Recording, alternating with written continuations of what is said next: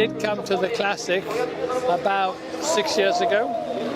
I drove a 917, and it was a short tail with the flippers on. Actually, it was car number 19 from 1971. And we were doing 215 miles an hour down the straight. And I thought, this is ridiculous because we don't know who we're running on the track. And so I have not done it. I will never do the Classic again. It's too fast. The cars are still 50 years old and the safety is nothing. So now I never do the Classic again.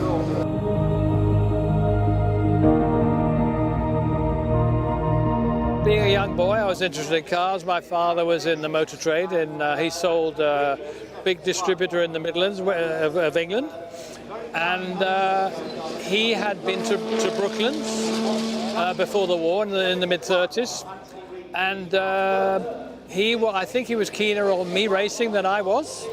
So he was my sponsor, really. I was very lucky. The first 2 cars came out of the showroom. They were just normal cars. And then I progressed to Formula Junior, and I did 3 years with Formula Junior, and I ended up winning the 1963 Formula Junior at Monte Carlo, which is the most prestigious race of the whole series, and that brought my profile high.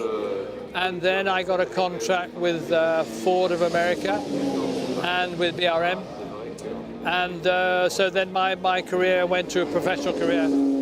And just at the end of '63, my father said he now wanted me to join the business.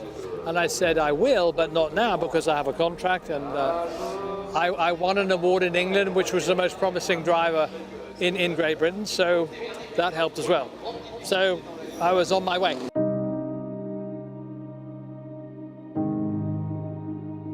Well, I drove a Porsche car, first of all, in 1964. It was a 906 or a Carrera 6, I can't remember which one, but they're very similar. And it was a car owned by Bill Bradley of Great Britain. I was with him in Formula Junior, the Midland Racing Partnership, Lola's. And he invited me to drive. That was the first time I had a connection with Porsche. And then my next connection, really, it was a one-off drive. I then, I did Le Mans in a Ferrari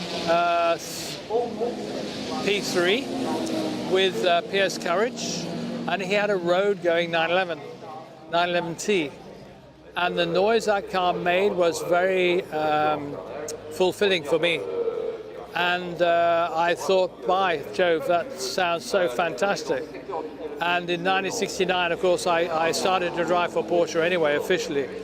And for that, you get a road going 911. It was a 911S. And, you know, they made it for a 2-litre car. It was supremely fast. It was more like a race car on the road, really.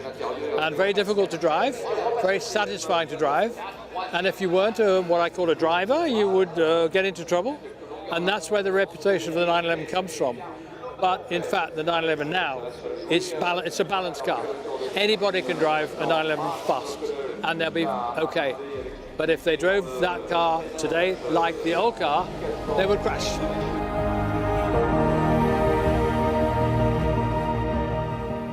Well, a 1969 car, the 917, was very much in its infancy.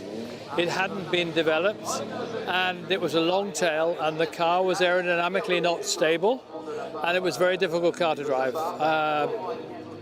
It was not a pleasurable experience, and after my first double stint, because the exhaust went underneath the doors, 2 of them went under the doors and 2 out the back. So it's a configuration they didn't use after '69. And after my double stint, about 2 hours, I've got a blinding headache. I'm deaf. My neck is already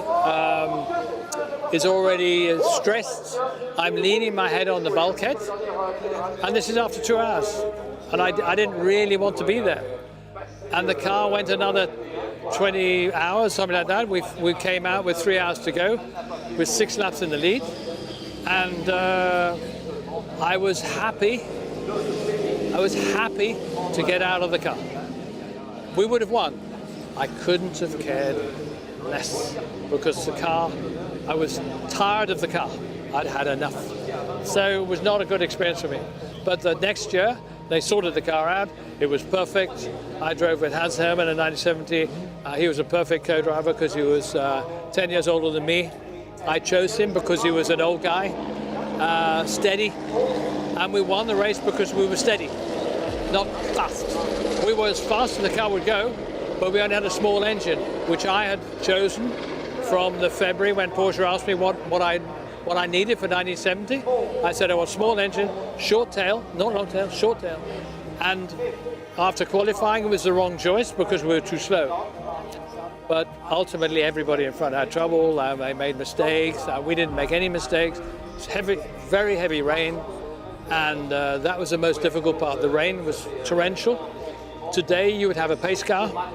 You would also maybe, I think at the time, they would have postponed the race for an hour or 2 or 3. I don't know. Today, they would do that, but they didn't then. You had to drive, and that was the difficulty.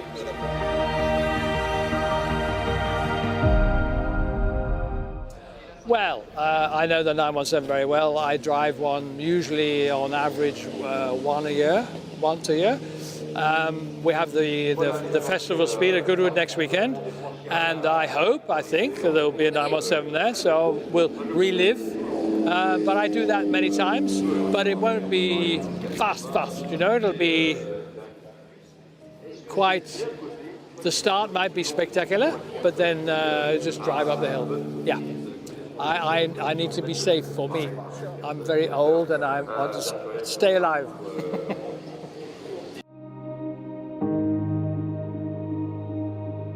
Steve was a very good driver in his own right. He finished second at Sebring with Peter Revston in, I don't know, 69 was it? I think, I can't remember. So he could drive. And it was his ambition to make the definitive motor racing movie. And but unfortunately, the directors were changed more than once, script writers as well. And somebody told me not that long ago that for apparently the first 45 minutes or 43 minutes of the film, the Steve McQueen Le Mans, there's no dialogue. There's not one word is said, which is amazing. I don't know if there's ever been a film like that. But part of that reason is, you know, the script was changed so many times. And it was a wonderful film for the action shots. A lot of it was actual footage from the 1970 race. The story is about the 1970 race, where the John Wire Gulf cars were meant to win. But they didn't. They all had some problems, and Joseph had overread. All things happen. So, but Steve, I got on very well with. He was in admiration of us, and we, of course, were in admiration of him. He was a man's man, but very much a girl's man, I'm sure. And he was a very colourful character. Not he was very famous, but you would never. I mean, everybody recognised him anyway. But he was not an outgoing person. He was very shy. He was a wonderful guy to do the film, but unfortunately, the part of the film fell apart because of internal problems. And we finished filming in October. We were meant to finish filming in August, maybe September. And the budget was $1 million. It went to $7 million.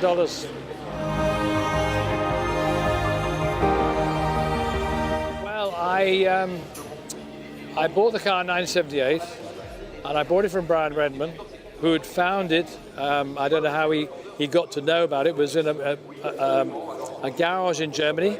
It had had some repair work, engine repair work, I'm sure. And the owner couldn't afford to pay the bill. So after legal action, they, after such a certain length of time, the garage could sell the car, and Brian bought it. And I heard about it in '74. And as soon as I knew he'd got it, I said, please, can I be first refusal if you ever want to sell the car? And he said, yes.